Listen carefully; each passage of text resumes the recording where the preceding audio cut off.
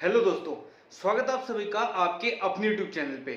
और इस वीडियो में आज हम लोग डिस्कस करेंगे एक नई कंपनी के बारे में जिसका नाम है रोसरी बायोटेक। अब इस वीडियो के अंदर हम लोग सबसे पहले देखेंगे इस कंपनी का ओवरव्यू, उसके बाद में देखेंगे कि इस कंपनी का मैनेजमेंट कैसा है, फिर बात करेंगे इस इंडस्ट्री के बारे में, उसके बाद में देखेंगे इस कंपनी का बिजनेस मॉडल, फिर हम लोग देखेंगे इस कंपनी के साथ में क्या रिस्क और क्या कंसर्न्स जुड़े हुए हैं, और लास्टली बात करेंगे इस कंपनी के फाइनेंशियल्स के बारे में। और दोस्तों, वीडियो को शुरू करने से पहले एक चीज आपको और बता दूं, वो ये कि अगर ये वीडियो पसंद है तो प्लीज लाइक करना, शेयर करना और हमारे चैनल को सब्सक्राइब करना ना भूलें।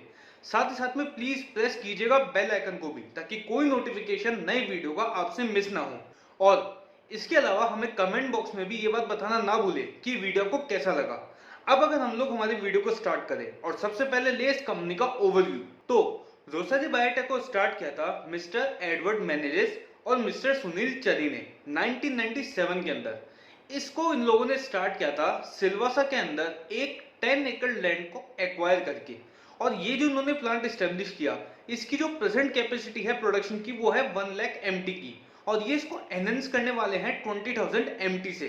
अब साल 2008 आते आते इन लोगों ने सिलवासा वाले प्लांट के अंदर लार्ज स्केल मैन्युफैक्चरिंग को स्टेब्लिश किया था, और इसको स्टेब्लिश करने के साथ में इन्होंने खुद को डाइवर्सिफाई कर लिया था एक नए सेगमेंट के अंदर जिसका नाम था animal health and nutrition and construction chemical का सेगमेंट। इसके बाद में साल 2009 से 2011 के बीच में इन लोगों ने अपने एनिमल हेल्थ एंड न्यूट्रिशन के सेगमेंट्स के जो प्रोडक्ट थे उसकी सप्लाई स्टार्ट कर दी थी जियोटिस नाम की कंपनी को।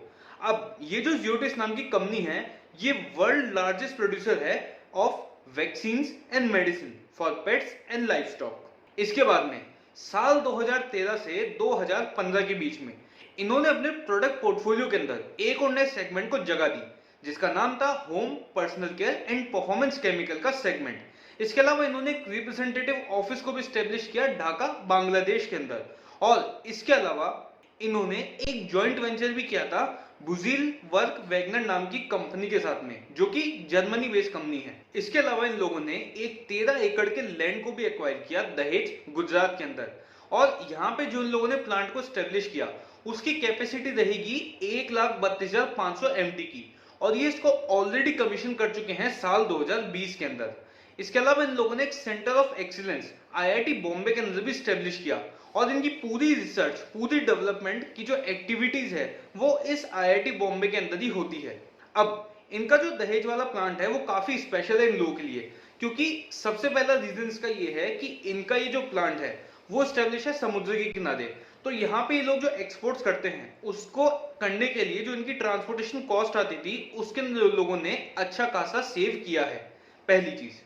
दूसरी चीज ये कि यहाँ पे एडवांस टेक्नोलॉजी का यूज हो रहा है जो कि इनके सिलवासा वाले प्लांट के लिए अवेलेबल नहीं थी, और कुछ प्रोडक्ट्स लाइन को इन लोगों ने सिलवासा वाले प्लांट से उठा करके दहेज वाले प्लांट्स के अंदर ट्रांसफर कर दिया है परमानेंटली। इसके अलावा इन लोगों ने आईएफबी इंडस्ट्रीज को laundry detergent and dishwasher liquid brands और सीएसआईए मुंबई एयरपोर्ट के साथ में टाई अप किया टू प्लेस ब्रांडेड डिस्पेंसर्स।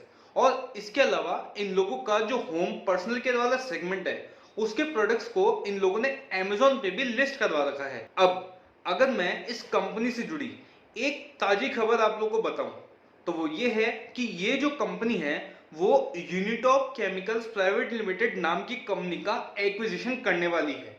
अब इस एक्विजिशन की जो कॉस्ट है टोटल वो आएगी 421 करोड़ की, और इसके अलावा ये जो एक्विजिशन है इसमें से टोटल का 65% ये कंपनी कर लेगी फाइनेंशियल ईयर 21-22 के अंदर, और टोटल 100% एक्विजिशन इस कंपनी का हो जाएगा फाइनेंशियल ईयर 23-24 के अंदर। अब ये जो कंपनी है यूनिटॉप केमिकल्स, ये मैन्युफैक्चर करती है surfactant, emulsifier and speciality chemicals. इनके पास में टोटल 3 मैन्युफैक्चरिंग प्लांट है, और इनकी जो प्रोडक्शन कैपेसिटी है वो है 86,000 MTA की। और इसके अलावा इन लोगों की जो प्रेजेंस है वो मलेशिया के अंदर भी है एक जॉइंट वेंचर के थ्रू। तो ये तो था इस कंपनी का पूरा ओवरव्यू। अब हम लोग इस वीडियो में आगे चलते हैं और बात करते हैं इस कंपनी के मैनेजमेंट के बारे में, और इसमें हम सबसे पहले बात करेंगे मिस्टर एडवर्ड मेनेजेस के बारे में। तो अब यहाँ पे मिस्टर एडवर्ड मेनेजेस जो हैं वो इस कंपनी के को फाउंडर हैं और हैं इस कंपनी के एग्जीक्यूटिव चेयरमैन भी। अब इनके पास में इस कंपनी को स्टार्ट करने से पहले 34 इयर्स का वर्क एक्सपीरियंस है टेक्सटाइल प्रोसेसिंग इन मिल्स में काम करने का। इसके अलावा इन्होंने क्लेरियंट इंडिया के अंदर वेरियस फंक्शंस पे काम किया था, जैसे कि technical services, product development, marketing and business development का एरिया।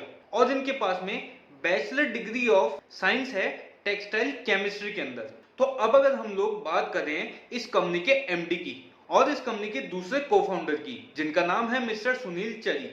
अब इस कंपनी को स्टार्ट करने से पहले इन्होंने textile processing and die stuff industries के अंदर काम कर रखा है और इनका जो टोटल वर्क एक्सपीरियंस है वो है 30 इयर्स का टेक्सटाइल एंड एंसिलरी केमिकल्स के अंदर।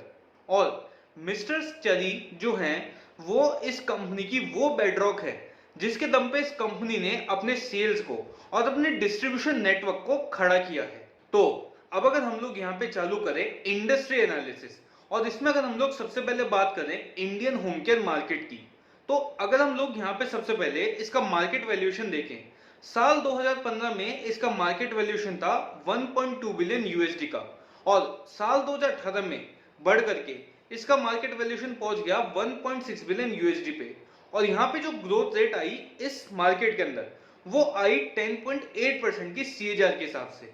और साल 2023 के अंदर दोस्तों ये बढ़कर के पहुंच जाएगा 2.6 बिलियन यूएसडी पे और यहाँ पे जो ग्रोथ रेट आएगी वो आएगी 9.8% की सीएजीआर के हिसाब से। अब ये जो होम केयर का मार्केट है इसके अंदर हाउस होल्ड का जो शेयर है वो है सिर्फ 18% का और इसके अलावा जो सबसे बड़ा शेयर है रिमेनिंग 82% का वो है इंडस्ट्रियल एंड इंस्टीट्यूशंस का। अब यहाँ पे आने वाले टाइम में फ्यूचर के अंदर हाउस होल्ड के सेगमेंट के अंदर जो ग्रोथ रेट आएगी वो आएगी 10.3% की सीएजीआर के हिसाब से और इंडस्ट्रियल एंड इंस्टीट्यूशन के सेगमेंट में ग्रोथ आएगी 7.6% के सीएजीआर के हिसाब से। अब इंडस्ट्रियल एंड इंस्टीट्यूशन के अंदर जो इंडस्ट्री सबसे ज्यादा वेटेज रखती है वो है होटल की इंडस्ट्री और इसके बाद में दूसरा नंबर आता है ऑफिस स्पेसेस का। तो अब अगर हम लोग यहाँ पे दूसरी इंडस्ट्री के बारे में बात करें जिसका नाम है इंडियन टेक्सटाइल केमिकल इंडस्ट्री, तो अब 2018 के अंदर इसका जो मार्केट वैल्यूएशन था वो था 1.8 बिलियन यूएसडी का और साल 2023 में बढ़ करके ये पहुंच जाएगा 3.2 बिलियन यूएसडी तक और यहाँ पे ग्रोथ रेट आएगी 12% की सीएजीआर के हिसाब से। अब इंडिया जो है टेक्सटाइल्स के मामले में सेकंड लार्जेस्ट एक्सपोर्टर है और कंट्री के अंदर जो टेक्सटाइल के केमिकल्स है उसकी डिमांड इंक्रीज हो रही है सबसे पहले फेवरेबल गवर्नमेंट पॉलिसीज की वजह से। इसके अलावा ये जो डिमांड है वो इंक्रीज हो रही है हाई क्वालिटी टेक्सटाइल प्रोडक्ट की डिमांड की वजह से भी और फ्यूचर के अंदर ग्रोथ अपॉर्चुनिटीज वैल्यू एडेड और डाइवर्सिफाइड टेक्सटाइल केमिकल्स की रहने वाली है जो कि साथ ही साथ में सस्टेनेबल इको फ्रेंडली सॉल्यूशंस भी प्रोवाइड कर सके। और आप लोगों को जानकर के बेहद खुशी होगी कि रोसरी बायोटेक का जो मार्केट शेयर है इंडियन टेक्सटाइल केमिकल मार्केट के अंदर वो है 76% का। तो अब अगर हम लोग यहाँ पे बात करें तीसरी इंडस्ट्री के बारे में जिसका नाम है Indian animal health and nutrition industry, तो ये जो इंडस्ट्री के अंदर इंडिया का मार्केट है वो one of the fastest growing market है ग्लोबली और इस सेगमेंट के अंदर ग्रोथ की अपॉर्चुनिटीज आगे तभी आएगी जब लोगों के अंदर अवेयरनेस जगेगी regarding the benefit of enzymes in food. तो अब अगर हम लोग हमारे इस डिस्कशन को आगे बढ़े और डिस्कस करें इस कंपनी के बिजनेस मॉडल को, तो यहाँ पे जो कंपनी है 3 कैटेगरीज के अंदर ऑपरेट करती है। पहली कैटेगरी आ जाती है इनकी home personal care and performance chemical, दूसरी कैटेगरी आ जाती है टेक्सटाइल केमिकल्स की और तीसरी और आखिरी कैटेगरी इनकी आ जाती है एनिमल हेल्थ एंड न्यूट्रिशन की। तो अब इनका ये जो home personal care and performance chemical का सेगमेंट है इसके अंदर ये company wide range of products को मैन्युफैक्चर करती है और इनकी जो नंबर ऑफ प्रोडक्ट हैं वो 300 से भी ज्यादा है। और यहाँ पे ये जो कंपनी है वो लॉन्ड्री एंड क्लीनिंग स्पेस के अंदर सबसे ज्यादा प्रोडक्ट्स को मैन्युफैक्चर करती है और इसके साथ ही साथ में इनकी जो प्रोडक्ट्स हैं काफी हद तक एनवायरमेंट फ्रेंडली भी हैं। अब इस सेगमेंट के अंदर इनकी कुछ फीचर्ड प्रोडक्ट्स भी हैं जिसमें सबसे पहला नाम आता है बेंजालकोनियम क्लोराइड का जो कि यूज होता है as a biocide in water treatment chemicals.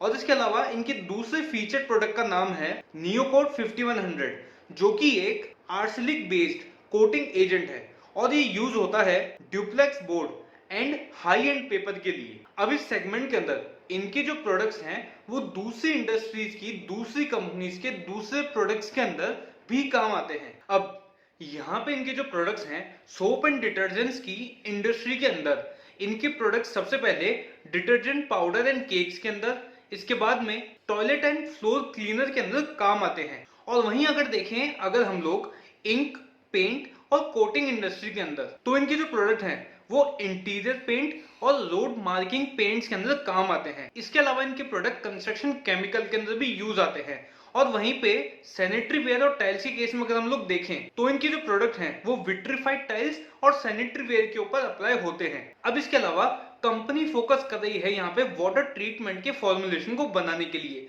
जो कि प्राइमरी तौर पे इनके एग्जिस्टिंग कस्टमर को ही क्रॉस सेल होने वाला है। और इसके अलावा ये लोग सीमेंट इंडस्ट्री की कंपनीज के लिए भी एक स्पेशलिटी केमिकल को मैन्युफैक्चर करने वाले हैं। और इसके लिए इन लोगों ने एक special additive in house formulate किया है और इसकी मदद से जो सीमेंट प्रोडक्शन कंपनीज है उनकी ओवरऑल प्रोडक्टिविटी जो है वो काफी अच्छे से इंप्रूव हो जाएगी। अब इस सेगमेंट के अंदर इनके पास में कस्टमर की लिस्ट अगर हम लोग देखें तो उसके अंदर काफी बड़े बड़े नाम शामिल है, जैसे कि बॉश, पैनासोनिक, रिलायंस रिटेल और HUL। अब अगर हम लोग आगे बढ़े और बात करें इनके दूसरे सेगमेंट के बारे में, जो कि है इनका टेक्सटाइल स्पेशलिटी केमिकल्स का सेगमेंट। अब इस सेगमेंट के अंदर ये लोग अपने कस्टमर्स को eco friendly sustainable chemical solution provide करवाते हैं। और यहाँ पे टोटल नंबर ऑफ प्रोडक्ट्स ये लोग जो मैन्युफैक्चर करते हैं वो 1500 से भी ज्यादा है इस सेगमेंट के अंदर। और इनके जो प्रोडक्ट्स हैं वो इको फ्रेंडली होने की वजह से जो एनवायरमेंटल पॉल्यूशन का खतरा है उसको काफी हद तक ये लोग कम कर देते हैं। अब यहाँ पे अगर हम लोग इनके प्रोडक्ट के बारे में बात करें, जो कि है इम्पर्जा एंड रेजिना सीरीज का, तो ये जो प्रोडक्ट है वो एक एडवांस सिलिकॉन ब्लॉक पॉलीमर है जो कि टेक्सटाइल फिनिशिंग को स्मूथली करने के लिए काम आता है। और यहाँ पे ये लोग सिलिकॉन वाले एरिया के अंदर फ्यूचर के अंदर एक बैकवर्ड इंटीग्रेशन भी करने वाले हैं। अब यहाँ पे इनकी जो स्पेशलिटी केमिकल्स है उनका यूज पूरी टेक्सटाइल इंडस्ट्री में स्टार्टिंग से लेके एंड तक होता है। और इनका जो पूरा प्रोडक्ट का पोर्टफोलियो है उसके अंदर काफी सारे डाइवर्सिफाइड और वैल्यू एडेड स्पेशलिटी केमिकल्स है to enhance hydrophilic properties, anti microbial properties and UV absorbing properties of textile. और इस सेगमेंट में जल्द ही ये लोग एक पॉलिस्टर रेजिन्स नाम की एक नई प्रोडक्ट रेंज को भी इंट्रोड्यूस करने वाले हैं। अब अगर हम लोग यहाँ पे बात करें इनके तीसरे सेगमेंट के बारे में, जो कि है इनका एनिमल हेल्थ एंड न्यूट्रिशन का सेगमेंट, तो इस सेगमेंट के अंदर ये लोग पुराने दोनों सेगमेंट की तरह ही काफी सारे प्रोडक्ट यहाँ पे मैन्युफैक्चर करते हैं। और यहाँ पे जो नंबर ऑफ प्रोडक्ट हैं वो है 100 से भी ज्यादा। और इस सेगमेंट के अंदर ये लोग poultry seed supplements and additives, pet grooming और पेट ट्रीट से रिलेटेड प्रोडक्ट्स को मैन्युफैक्चर करते हैं। जैसा कि इनका एक प्रोडक्ट है ट्रिमिंग ORG के नाम का, एक सिनर्जेटिक ब्लेंड है ऑर्गेनिक एंड इनऑर्गेनिक मिनरल्स का टू प्रोवाइड कॉम्प्रिहेंसिव न्यूट्रिशन। अब इन लोगों ने यहाँ पे साल 2019 के अंदर एक लोजेलो नाम के ब्रांड का एक्विजिशन किया था और इसकी वजह से इनकी जो प्रेजेंस है पेट ग्रूमिंग के सेगमेंट के अंदर वो और भी स्ट्रांग हो गई थी। अब इस सेगमेंट के अंदर इनकी सबसे खास बात यह है कि यहाँ पे ये सारे प्रोडक्ट्स को इन हाउस ही मैन्युफैक्चर करते हैं और ये अपने पोल्ट्री प्रोडक्ट्स को B2B मॉडल पे और पेट ग्रूमिंग और पेट ट्रीट्स के प्रोडक्ट को रिटेल शॉप ओनर्स की हेल्प से सेल आउट करते हैं।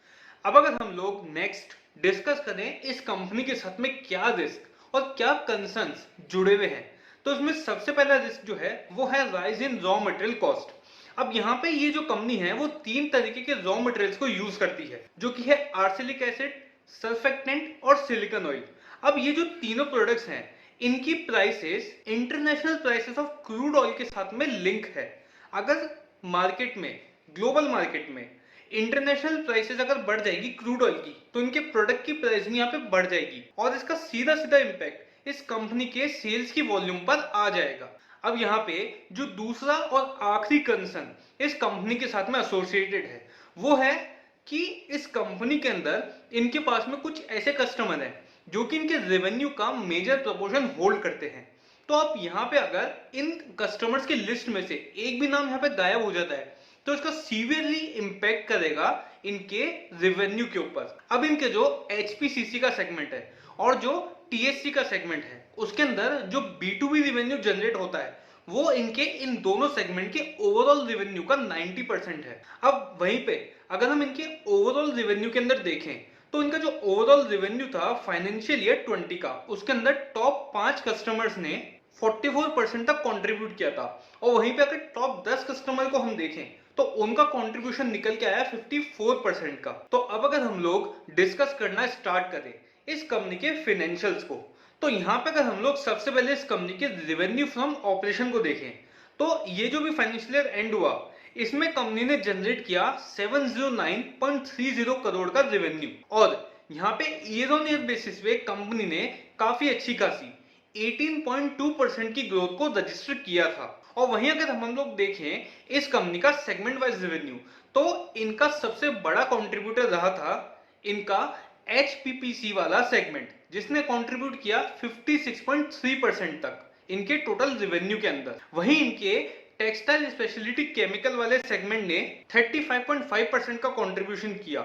और इसके बाद में लास्टली नंबर आया एनिमल हेल्थ एंड न्यूट्रिशन वाले सेगमेंट का, जिसने 8.2% तक का कंट्रीब्यूशन किया इनके टोटल रेवेन्यू के अंदर। और अब अगर हम लोग रेवेन्यू से आगे बढ़ के डिस्कस करें इस कंपनी के एक्सपेंसेस को, तो इसके अंदर अगर हम लोग इनका मेजर एक्सपेंस जो है इनकी रॉ मटेरियल की कॉस्ट उसको अगर देखें तो ईयर ऑन ईयर बेसिस पे उसके अंदर इंक्रीमेंट हुआ है 24.3% का।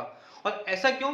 ऐसा इस वजह से क्योंकि ग्लोबल मार्केट में इनके जो प्रोडक्ट्स हैं उनकी प्राइसेस बहुत अच्छी खासी तरीके से बढ़ गई थी। लेकिन अब यहाँ पे कंपनी के लिए एक पॉजिटिव नोट ये है कि इन्होंने एक एमओयू साइन किया है बीपीसीएल कोच्चि रिफाइनरी के साथ में। और इस एमओयू के तहत इस कंपनी को आर्सेनिक एसिड सप्लाई करेगी ये बीपीसीएल की कोच्चि रिफाइनरी।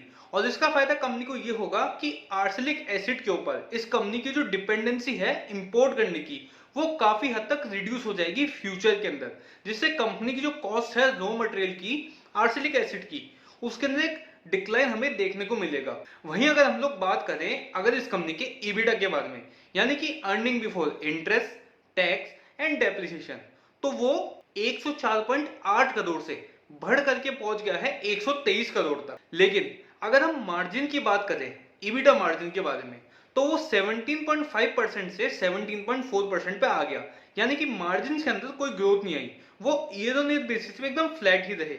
अब अगर हम लोग देखें इस कंपनी का डेप्रिसिएशन, तो यहाँ पे डेप्रिसिएशन का अमाउंट दहेज वाला प्लांट इनके फिक्स एसेट्स के अंदर ऐड होने की वजह से इनका जो डेप्रिसिएशन है वो यहाँ पे इंक्रीज हो गया। और वहीं अगर अब हम लोग नेक्स्टली देखें इस कंपनी का प्रॉफिट आफ्टर टैक्स, तो वो काफी अच्छे से इंक्रीज होके 65.2 करोड़ से बढ़ करके पहुंच गया है 80 करोड़ पे। लेकिन इसके अंदर शामिल है 2.3 करोड़ का gain on account of fair valuation of equity holding in joint ventures. और वहीं अगर देखें प्रॉफिट आफ्टर टैक्स के मार्जिन को, तो वो 10.8% से बढ़ करके पहुंच गए हैं 11.3% पे। तो अब अगर हम लोग इनके प्रॉफिट एंड लॉस से बढ़े इनकी बैलेंस शीट की तरफ और अगर देखें सबसे पहले इनकी इक्विटी एंड लायबिलिटीज वाली साइड, तो इनके इस साइड के अंदर दो चीजें देखने लायक है। पहली चीज तो ये कि इस कंपनी की बोरिंग्स जो है वो जीरो हो चुकी है, और दूसरा ये कि ईयर ऑन ईयर बेसिस पे इस कंपनी के क्रेडिटर्स के अंदर काफी अच्छा खासा इंक्रीमेंट हुआ है। वहीं अगर अब हम लोग देखें इस कंपनी की एसेट साइड को, तो यहाँ पे इस कंपनी की जो फिक्स एसेट है वो ऑलमोस्ट यहाँ पे डबल हो गई है दहेज वाले प्लांट के ऐड होने की वजह से। और इसके अलावा इस कंपनी की इन्वेंट्री और इस कंपनी के जो डेटर्स हैं वो भी काफी अच्छी खासे यहाँ पे ईयर ऑन ईयर बेसिस पे बढ़ चुके हैं। और इसके अलावा इस कंपनी ने मार्च 2021 के अंदर 30.12 लाख इक्विटी शेयर्स का प्रेफरेंशियल अलॉटमेंट किया था, जिसकी वजह से इस कंपनी ने जनरेट किया 300 करोड़ का एक बहुत बड़ा फंड। अब यहाँ पे ये जो कंपनी है इस फंड को यूज करने वाली है सबसे पहले अपनी बैलेंस शीट को मजबूत करने के लिए। इसके अलावा ये लोग इसको यूज करने वाले हैं फाइनेंशियल फ्लेक्सिबिलिटी के लिए भी। और इसके अलावा कंपनी ने जो तीसरा रीजन दिया था वो ये दिया था कि यहाँ पे इस फंड को किसी दूसरी कंपनी को एक्वायर करने के लिए भी यूज किया जा सकता है। तो दोस्तों ये था हमारा पूरा एनालिसिस दोसेरी बायोटेक के ऊपर। उम्मीद करते हैं कि वीडियो को पसंद आया होगा। तो प्लीज दोस्तों, अगर आपको ये वीडियो अच्छा लगा तो अब आपको इस वीडियो को लाइक करना है, अपने दोस्तों के साथ, अपने फैमिली मेंबर्स के साथ में शेयर भी करना है, और साथ ही साथ में सब्सक्राइब कीजिएगा हमारे चैनल को, प्रेस कर लीजिएगा बेल आइकन को भी, ताकि नेक्स्ट वीडियो जब भी मैं अपलोड करूं तो उसका कोई भी नोटिफिकेशन आपसे मिस ना हो। तब तक के लिए धन्यवाद।